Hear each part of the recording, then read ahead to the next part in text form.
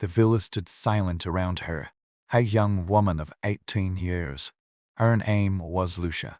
The scroll in her hand was not heavy, but its words had weight enough to crush the air from the room. It was an invitation, written in the flawless, cold script of the imperial chancery, to attend a private gathering at the emperor's residence in 3 days' time. It mentioned honor. It spoke of distinction. It did not mention refusal, for refusal did not exist. This was a summons, a death sentence written in polite ink. Her father, Senator Marcus, stood across the marble floor, a man who had faced barbarian armies and political storms for 3 decades. He was looking at her now with an expression she had never seen. It was fear, undiluted terror. Her mother's face had drained of all color, a statue of pale wax threatening to melt. The servants who had delivered the papiers were already gone, vanishing like shadows at dawn. They knew. Everyone in Rome knew what those invitations meant. 3 days. 70 minus 2 hours. Then the gates of the palace would open for her. The palace of the emperor who never entered Rome. Maximinus I, Frisian giant. The barbarian who had climbed from shepherd to soldier to master of the world. In 3 years, his name had become a whisper of dread in every aristocratic home, more feared than the executioner's axe. For the axe ended things. What happened at the emperor's gatherings did not end. It lived inside you. It followed you home. Lucia's eyes moved from the scroll to her father's face. 2 weeks ago he had risen in the Senate. His words had been measured, respectful. A mild question about the pace of property seizures, a suggestion that law should still have a voice, even in an emergency. It was not a challenge. It was a murmur of conscience. But in the reign of Maximinus, a murmur was a shout. Someone had reported it. Someone always did. And the price was not levied on the senator, it was delivered to his daughter. This was the emperor's genius. He did not make martyrs of his enemies. He made ghosts of their children. Lucia understood perfectly. Her father's moment of principle had purchased her a ticket to a private hell. Her future, the marriage negotiations. The life of books and gardens dissolved like salt in water. And no family would wed a daughter who had attended the emperor's gathering. They returned different. They returned broken. If they returned at all, on the morning of the 3rd day, they dressed her like a sacrifice for a ritual. Deep purple silk, heavy with the scent of wealth, pearls woven into intricate braids, gold at her throat and deers, her father's final feudal armor. She looked like an honor. She felt like a corpse prepared for viewing. The litter carried her for 2 hours. Her father rode beside her, a silent sentinel. What words could bridge the chasm between this life and the next? The countryside blurred, past the curtains, then the trees parted, and the palace emerged. It had once been a senator's estate, a testament to refined taste. Now it was something else. Hay walls, newly built, rough and military. Guard towers stabbed at the sky. The gardens were a wild, overgrown angle. Beauty had been supplanted by fortification. The litter halted at an iron gate.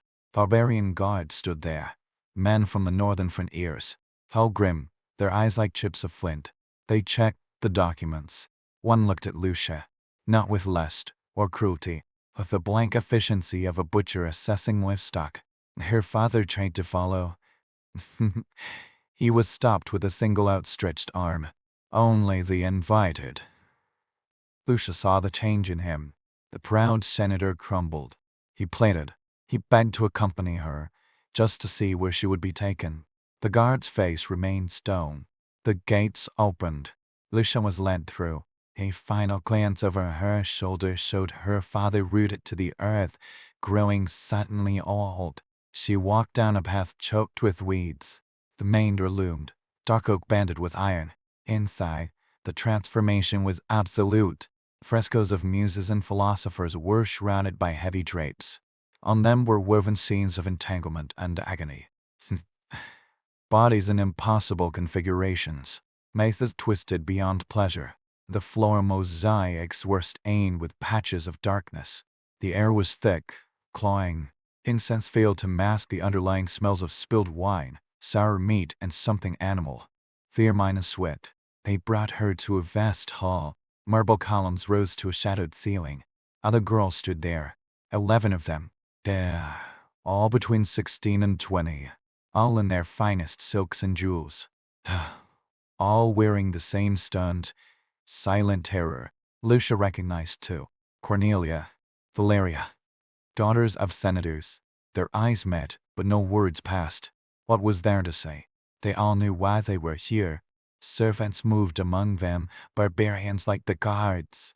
They carried trays of wine, of food. Their faces were empty of expression. From deeper within the palace, music began. Drums with a rhythm that felt wrong, that unsettled the stomach. Flutes that shrieked like wounded birds.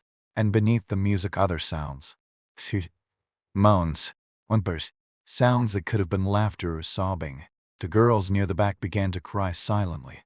Another prayed in a whisper until his servant's cold stare cut the words in her throat. Lucia stood very still. She tried to become part of the marble. The door at the far end of the hall opened. He entered. Maximinus I. The stories did not prepare her. He was not merely a tall man. He was a monument of flesh and bone. 8 feet of him, if the tiles were real. He seemed to fill the doorway. Then the room itself. His shoulders were broader than a doorframe. His hands hung like massive tools. His face was a landscape of heavy bone, his eyes deep minus set and dark. He moved with a strange, deliberate grace for one so large. Silence in the hall became absolute, a vacuum. Every instinct screamed at Lucia to run, to hide. But there was nowhere to go. The giant's gaze swept over them. It was a calculating look, assessing, measuring. He walked slowly down the line. He stopped before Lucia. A scent of leather and wine and japa washed over her. One enormous hand came up. His fingers, surprisingly gentle, tilted her chin up. She was forced to meet his eyes. They held no malice, no glee. Only a profound, chilling emptiness. This one, his voice rumbled, a sound felt in the chest more than heard. For the special entertainment tonight. The words were formal, his Latin accented. Special entertainment. A phrase she had heard in whispers. A phrase that held no meaning until now. Servants appeared at her elbows. Their grip was firm, impersonal. They guided her toward the door he had entered. The other girls watched. The relief that it was not them mingled with horror for her.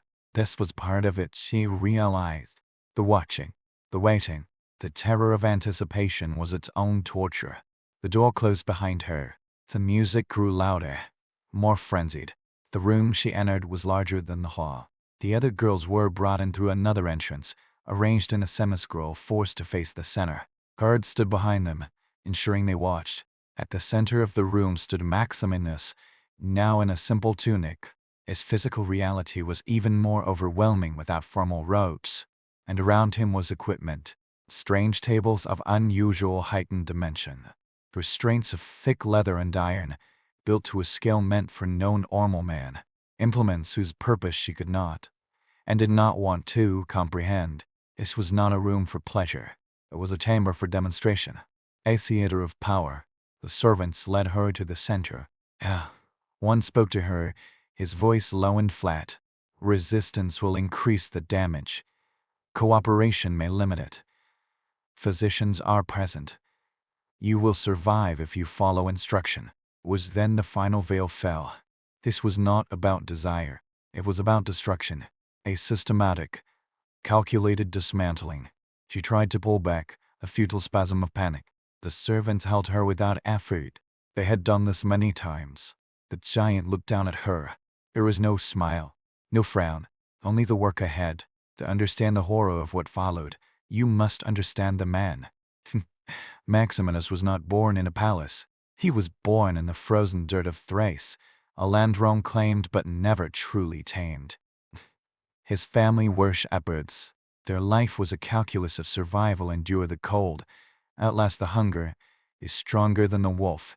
He was enormous even as a child, not just large for his age. Abnormal, a condition scholars now call gigantism. A body that grew beyond human bounds. In a culture where strength was the only true virtue, his difference was not a curse. It was a weapon, He learned early that his size created fear. That fear created compliance. That taking what he wanted was simpler than asking. These were the shepherd's lessons. Then came the Roman army. It was the perfect instrument for his nature. The legion did not care for poetry or philosophy. It valued what he possessed: brute force, endurance, a capacity for violence. He joined as a recruit and was noticed instantly. A man of such dimensions was a weapon unto himself. He served for 30 years. 30 years on the frontiers, where Rome's civilization ended and its violence began. He learned at the army's lessons: enemies are obstacles, conquered people are resources, mercy is a luxury, force is the only true language. He rose through the ranks, celebrated for the very brutality that marked him. By the time he was 60, he was the commander of recruits on the Rhine frontier. The emperor then was Alexander Severus, young, bookish, raised by his mother. The soldiers despised him. When Alexander chose to pay off Germanic raiders rather than fight them, the legion's fury ignited. They wanted war, plunder, glory. Maximinus understood their rage. He was one of them. The mutiny was swift, well minus planned. The recruits proclaimed him emperor, wrapping him in a purple cloak. Other legions joined. Alexander and his mother were found and slaughtered. Just like that, a Thracian shepherd became master of the Roman world. He was the first emperor never to set foot in Rome. He ruled from the frontiers, from commandeered estates like this one. And he remembered every slight, every look of contempt from the soft, perfumed aristocrats of the Senate. His revenge was not simple execution. Execution created martyrs, stirred sympathy. His revenge was more elegant, more cruel. He would take their daughters. He would show them that their bloodlines, their history, their refined manners meant nothing against raw physical power. The gatherings began. Invitations were sent. Not to the senators, but to their girls. The language was impeccable, the command absolute. And the stories began to seep out. Stories of girls who returned mute, broken, ghosts of themselves. Stories of girls who did not return at all. The palace was his stage, and he had rebuilt it for his purpose. The elegant estate was fortified, its gardens left to run wild to create privacy and confusion. Inside, beautiful things were removed or covered. The walls now displayed tapestries of graphic, instructional obscenity. Private chambers were soundproof, just enough for deniability. Medical rooms stood nearby, stocked and staffed. Detention cells were built in the basement. Lean, small, for holding guests between performances. It was a machine, a factory for the production of terror, and it ran with bureaucratic efficiency. Back in the chamber, the machinery engaged. The special entertainment was not a single act. It was a process, a spectacle designed for the watchers as much as for the victim.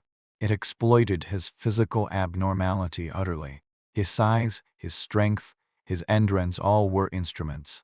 What a normal man might do, he could do with lethal magnitude. The session lasted for hours. It was paced, deliberate, pauses for anticipation, escalations at calculated intervals.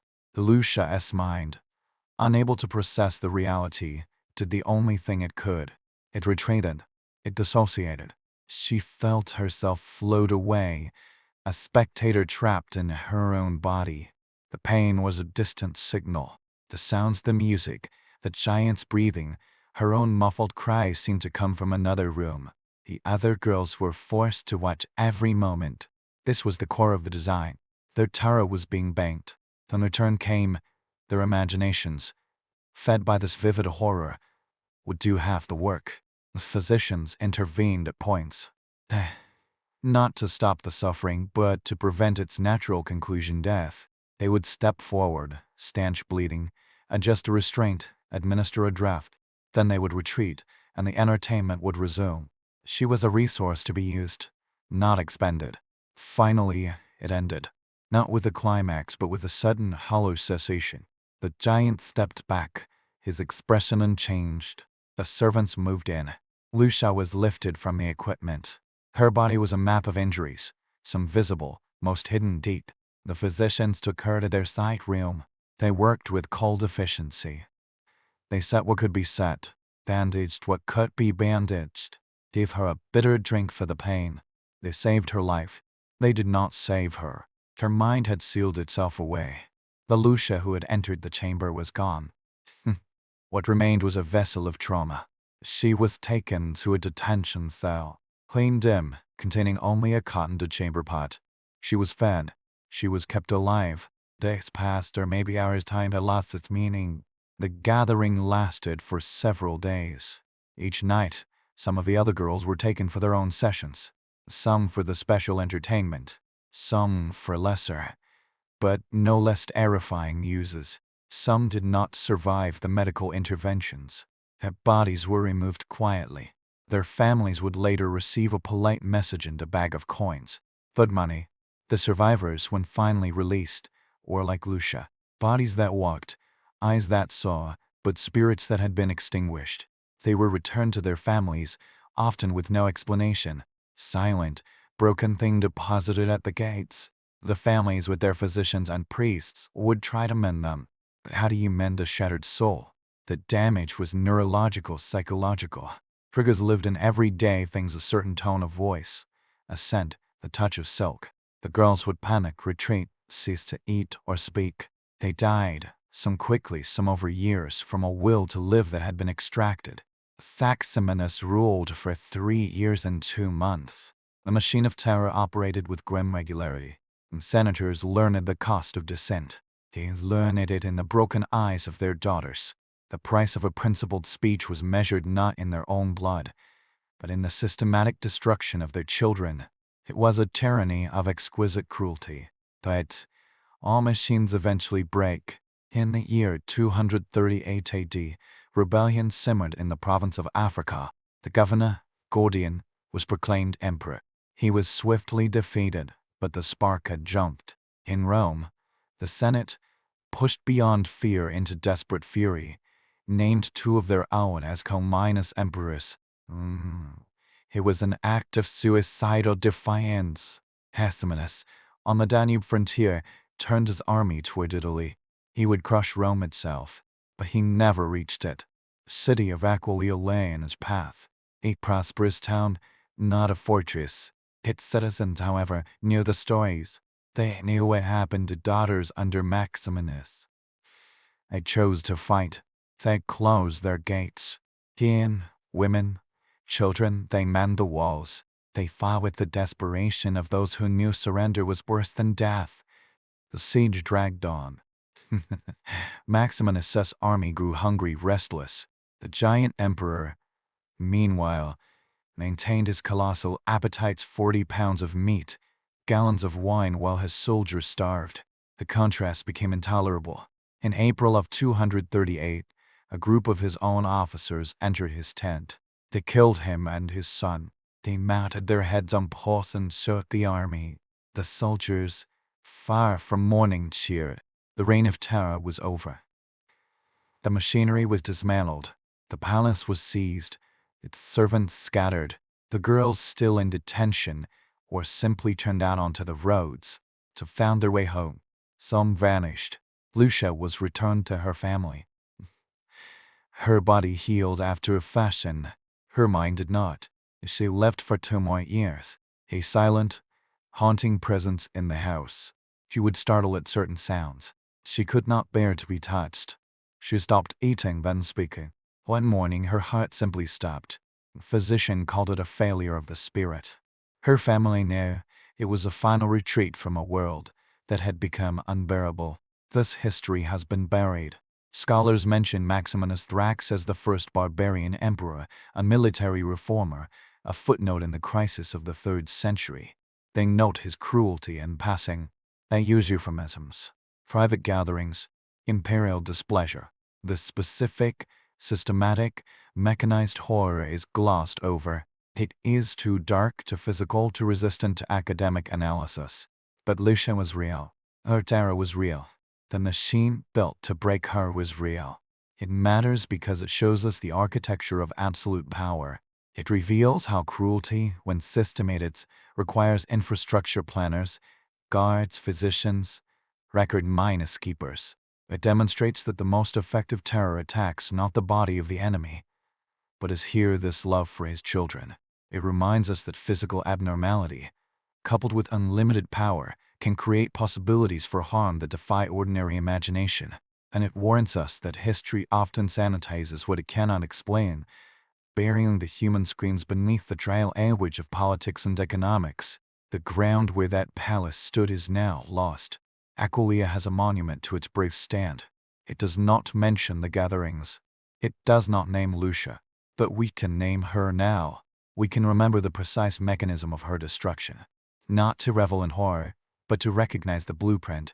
So that when we see the seeds of such machinery, the dehumanization, the systematization of abuse, the targeting of the vulnerable to control the powerful, we might recognize it and stop it. For another young woman in fine silks must walk through a gate, leaving her father's terror behind her, into the calculated darkness waiting within. The villa held its breath around her. She was 18, and the world had just ended. The parchment in her hand was light, but the words were anchors pulling everything familiar into a deep dark sea. It was an invitation, crisp and formal, the kind used for state banquets or diplomatic greetings. The language was flawless, impersonal, the script of imperial clerks who copied doom as easily as tax receipts. Her presence was requested at the emperor's private residence in 3 days' time. It spoke of the honor conferred upon her family. It mentioned the emperor's pleasure. It did not, because it could not, mention refusal. Refusal was a concept that had ceased to exist. This was not an invitation. It was a transfer of custody, a verdict. Her father stood frozen across the expanse of polished floor. Marcus Junius Balbus, senator, former governor, commander of legions, a man who had faced down Germanic warlords and political assassins. He was looking at his daughter with an expression entirely new, pure, undiluted terror. It was the look of a man watching a beloved landscape swallowed by an avalanche, knowing he is powerless to stop it. Her mother made no sound. She had become a statue of white marble, her hand fluttering to her throat before falling limp. The servants who had delivered the scroll had already retreated, melting from the room without dismissal. They knew. In Rome, everyone knew that those messages meant 3 days, 70-2 hours, and she would pass through the gates of the palace on the hill, the palace of the emperor who refused to enter Rome itself, Maximinus I, the Frisian, the giant, the barbarian who had clambered from shepherd to soldier to master of the world.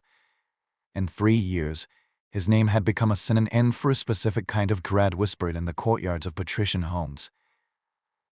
It was a fear sharper than the fear of execution, sharper than the fear of... Lucia's eyes moved from the formal script to her father's face. She understood the equation with perfect, chilling clarity. 2 weeks prior, he had risen in the Senate. His voice had been measured, his words carefully chosen.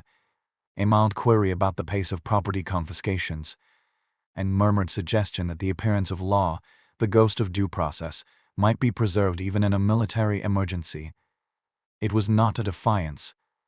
It was the faintest hint of a corrective, a gentle nudge against the tide. A gentle nudge against the tide. But in the reign of Maximinus I, a whisper was a scream, as endears were everywhere, and the price was not extracted from the senator's purse or his person.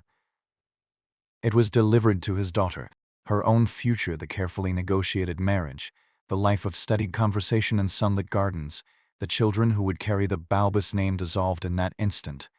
No family would now ally itself with a house whose daughter had attended the emperor's gathering. The girls who returned were changed. They were hollowed out, if they returned at all. Dawn on the 3rd day was a mockery. The light was too bright. They dressed her as if for a triumphal procession. The stole was of deepest violet silk, a fortune in cloth, heavy against her skin. Her hair was woven into an elaborate architecture of curls, painted with pearls that felt like tiny, cold weights.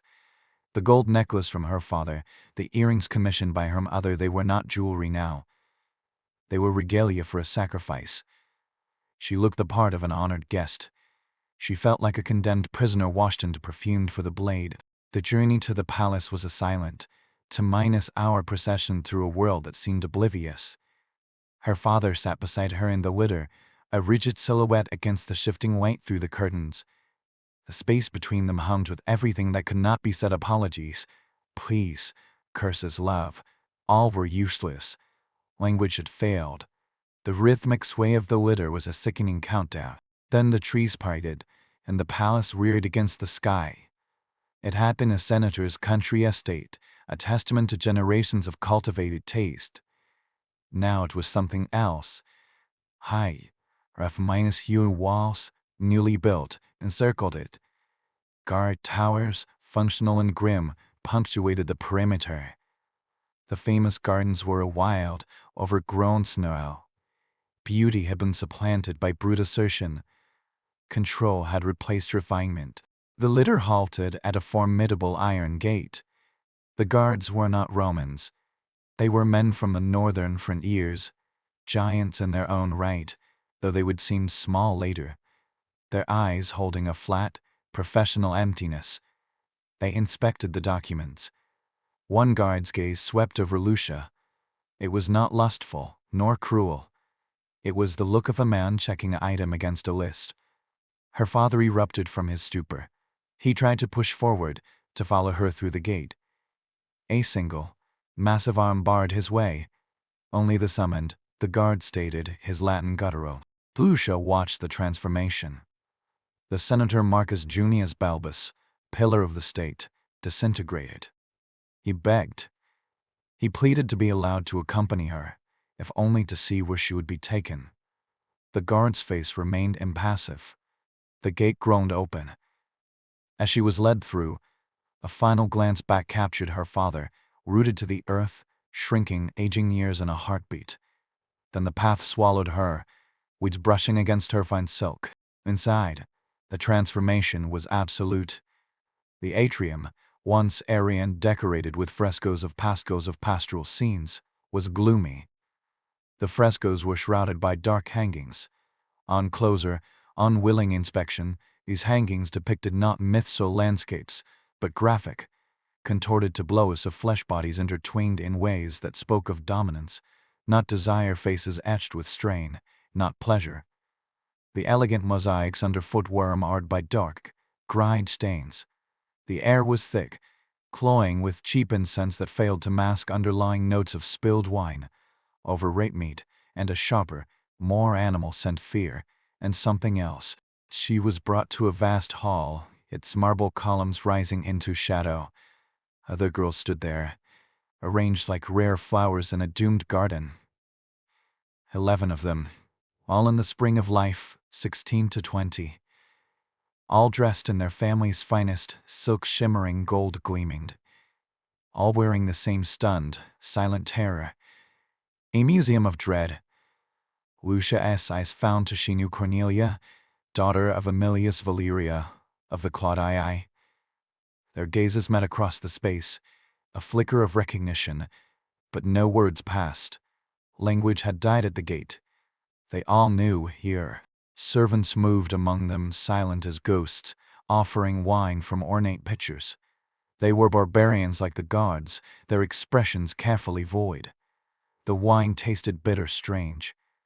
Some girls drank numbly, others refused. The refusals were noted with a glance, nothing more. From the depths of the palace music began. Not the lyres and flutes of a symposium, but a driving, discordant rhythm of drums that vibrated in the chest, and reed pipes that shrieked like wounded birds.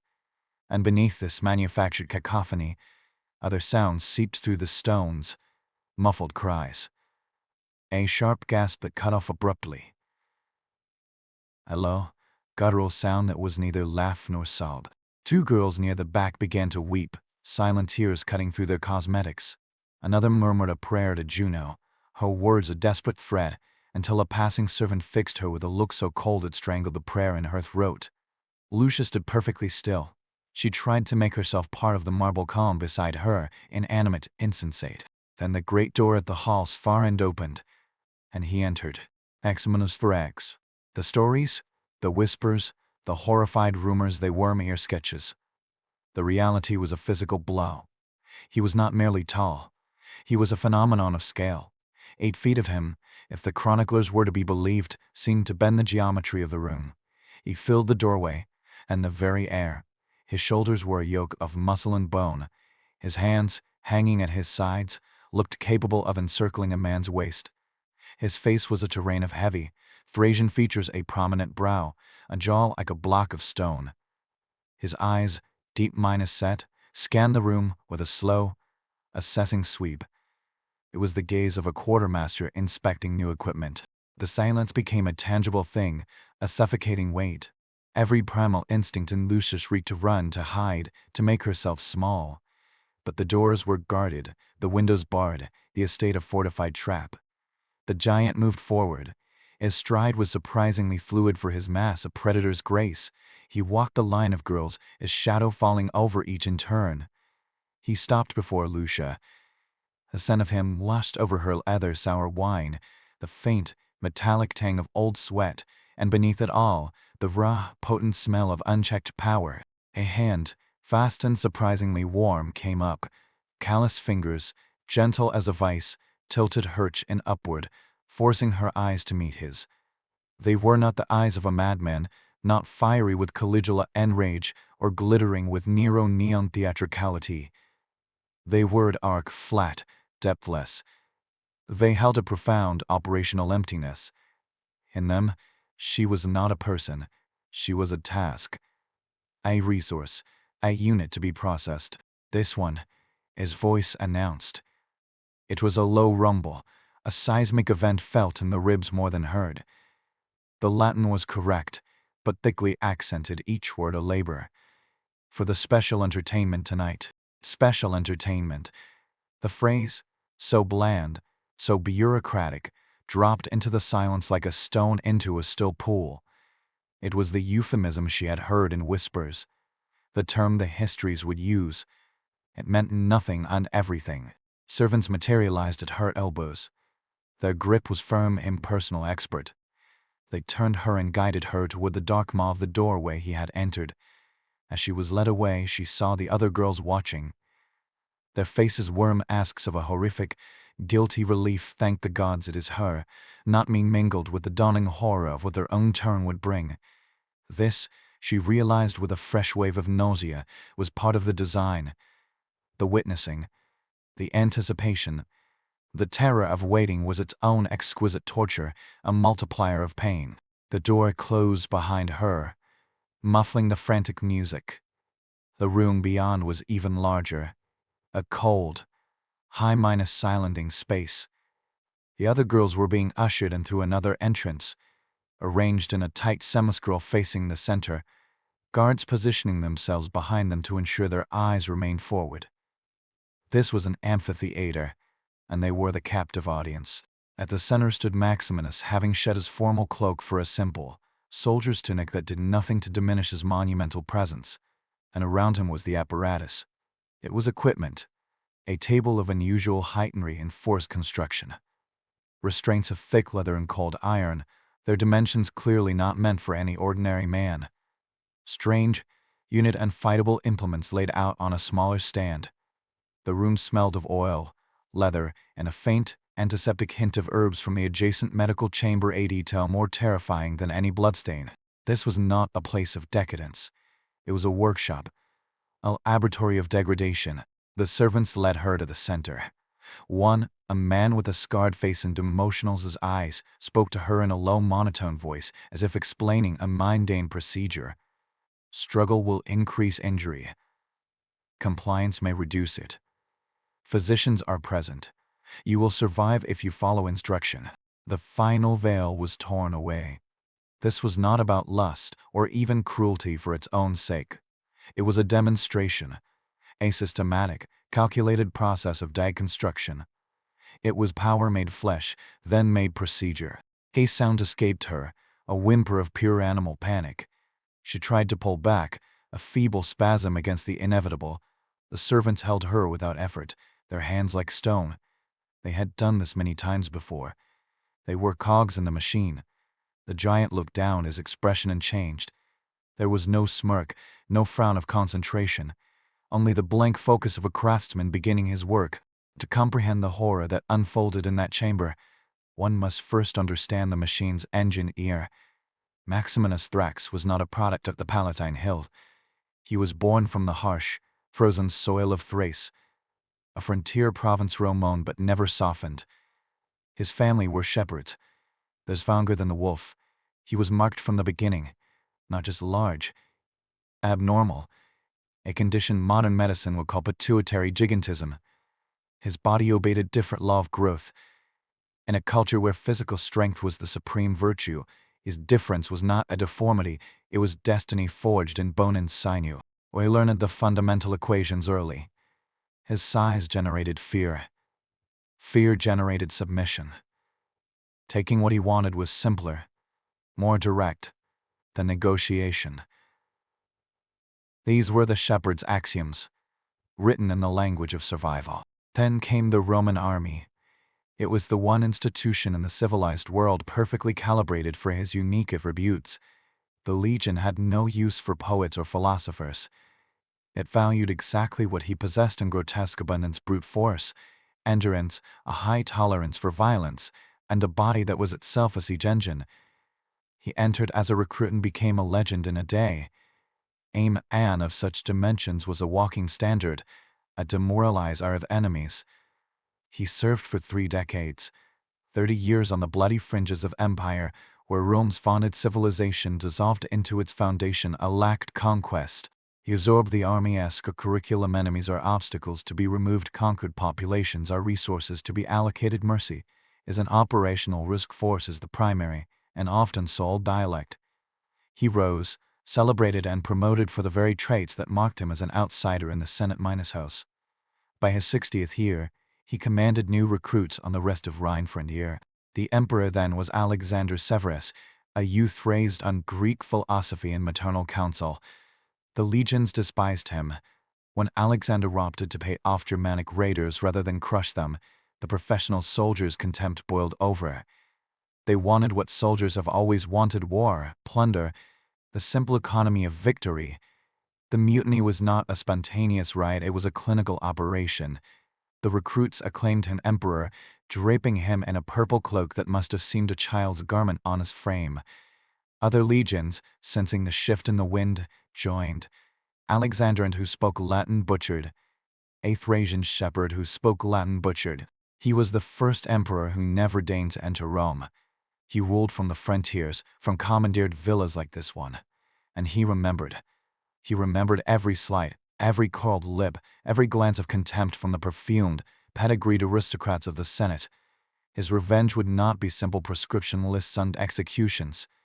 That created martyrs, stirred sympathy, required messy replacements. His revenge was more elegant, more psychologically devastating. He would take their daughters. He would demonstrate, in the most intimate way possible, that their ancient bloodlines, their polished rhetoric, their treasured mos meorum, were meaningless against the sheer, unanswerable fact of his physical power. The gatherings were his masterpiece of state terror. The invitations went out, not to the senators, but to their virgin daughters. The language was impeccable, the command absolute. And the stories began to leak, seeping through the cracks in the senatorial class like a poison gas. Stories of girls who returned mute, for eyes dead windows, stories of girls who could no longer bear the touch of silk or the sound of flute music. Stories of girls who simply ceased to be, their bodies living on while their minds had fled to some inaccessible inner refuge.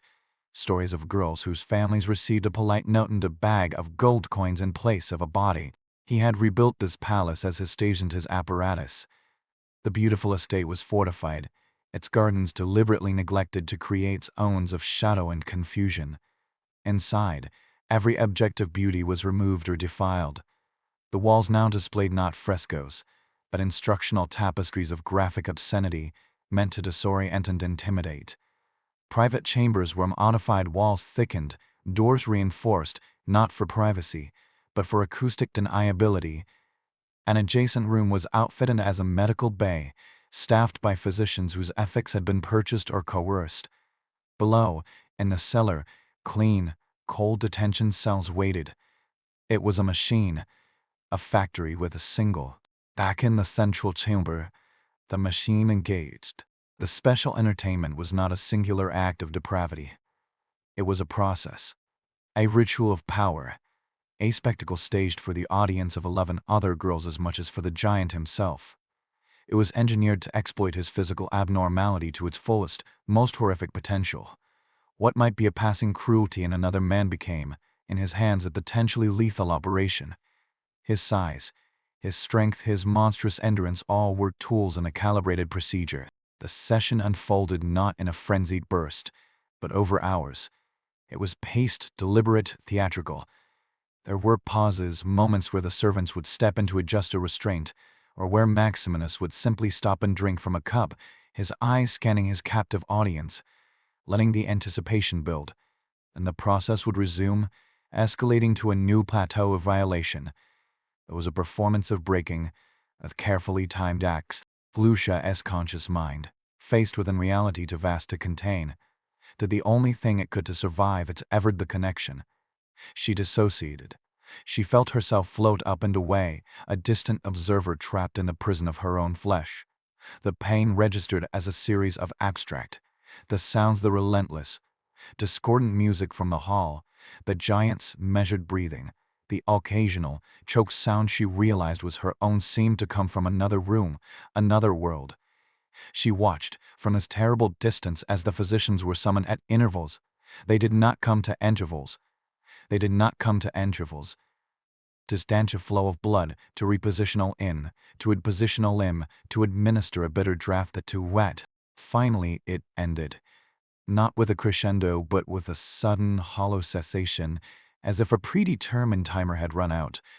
Maximinus stepped back, his expression still that of a man who has completed a demanding but routine task. He gave a slight, almost imperceptible nod. The servants moved in with their practiced efficiency. Lucia was lifted from the apparatus. Her body was a testament to the session, some marks visible, blooming already into bruises, but the deeper injuries, the soft minus issue damage, the spinal stresses, the internal trauma, were hidden. The physicians took her to their side chamber. Their work was quick, devoid of comfort. They reset a shoulder with a sharp, professional motion. They applied salves and bandages. They forced another draft down her throat. They ensured she would live. They did nothing to ensure she would be Lucia. That Lucia, her consciousness having retreated behind a wall of shock so thick it might never be breached. She was taken to a cell in the basement. It was clean stone, containing only a narrow cotton to clay pot. A slit of a window high up admitted a gray blade of light. Food and water were brought. She was maintained. Time lost all meaning. The gathering, she would later learn, lasted for several days. Each night, a selection of the other girls were taken from the hall, some for the full special entertainment, others for lesser, but no less terrifying, uses within the machine's protocol. Not all survived the medical interventions. Their bodies were removed on stretchers, covered with rough cloth. Their families would, in time, receive that polite condolence in the clinking bag of coins. The survivors, when the emperor's whims were finally spent and the gathering disbanded, were returned to their families. They were like Lucia, bodies that could walk, eyes that could see, but spirits that had been extinguished. A silent, broken thing deposited at the family gate, often with no word, no explanation. The families, with their best Greek physicians and their most fervent prayers to the household gods, would try to reassemble the pieces. As one mend a shattered psyche, the damage was neurological, a trauma etched into the nervous system itself.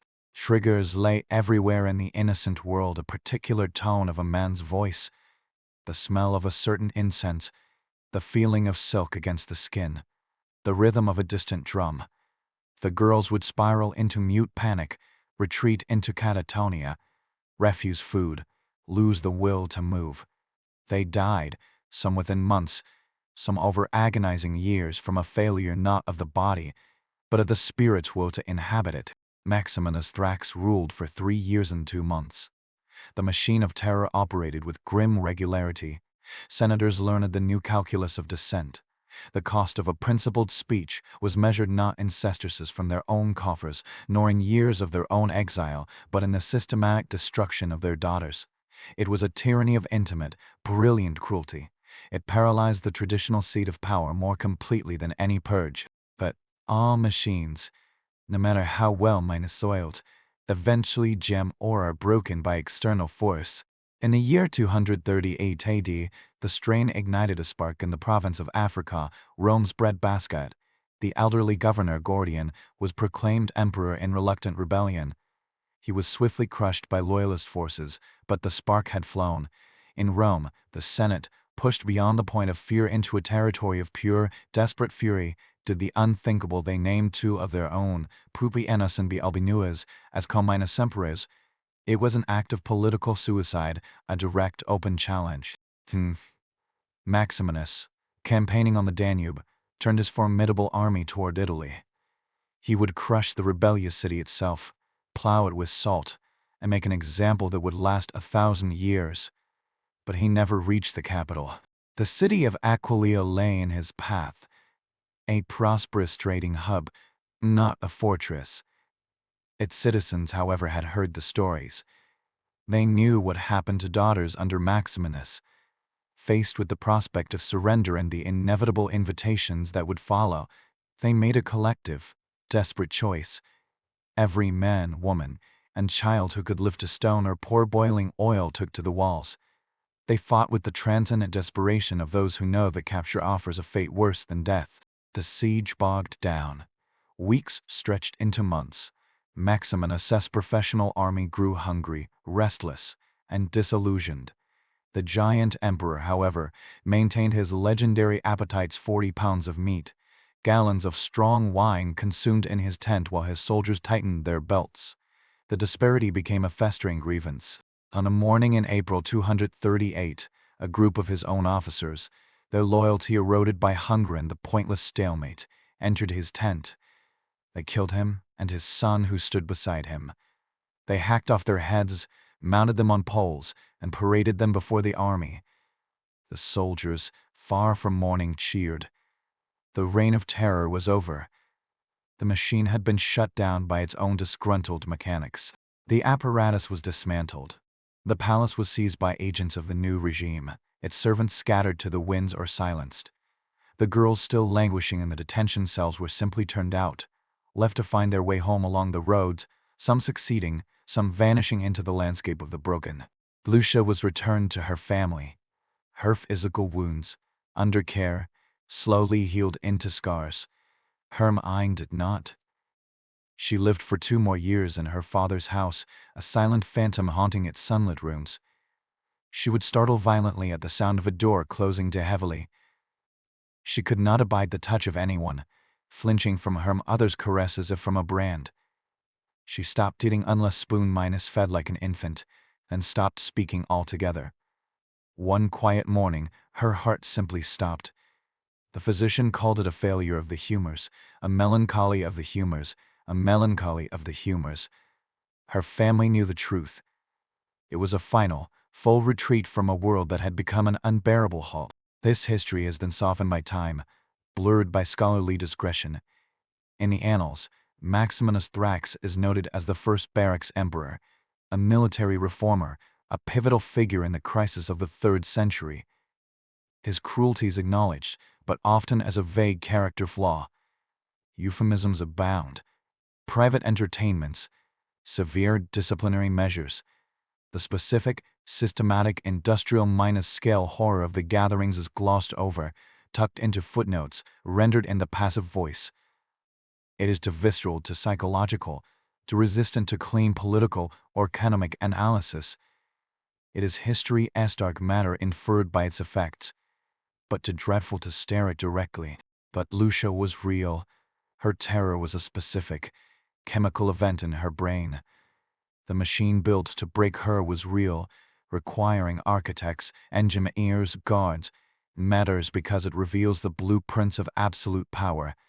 It shows that the most effective terror is not broad and impersonal, but intimately targeted, attacking an enemy's heart through his love. It demonstrates that when physical abnormality is married to absolute authority, it creates possibilities for harm that exist outside normal human imagination. and it stands as a stark warning that historiography often sanitizes what it cannot comfortably explain, burying the raw, human screw. The ground where that palace stood is now lost, built over and forgotten. Aquileia has a monument to its brave legendary stand against the tyrant. The inscription speaks of liberty and civic virtue.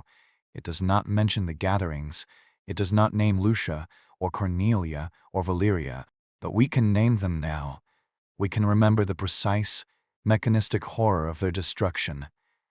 Not to revel in the darkness, but to recognize its blueprint, the dehumanizing language, the bureaucratic efficiency of evil, the targeting of the vulnerable to control the powerful, the use of systematic trauma as a political tool. We remember so that when we see the seeds of such machinery begin to grind in our own world, we might recognize the sound, and having recognized it, we might find the courage to throw a wrench into its gears before another young woman in fine silk must walk through a gate, leaving her father's shattered face behind her, into the calculating,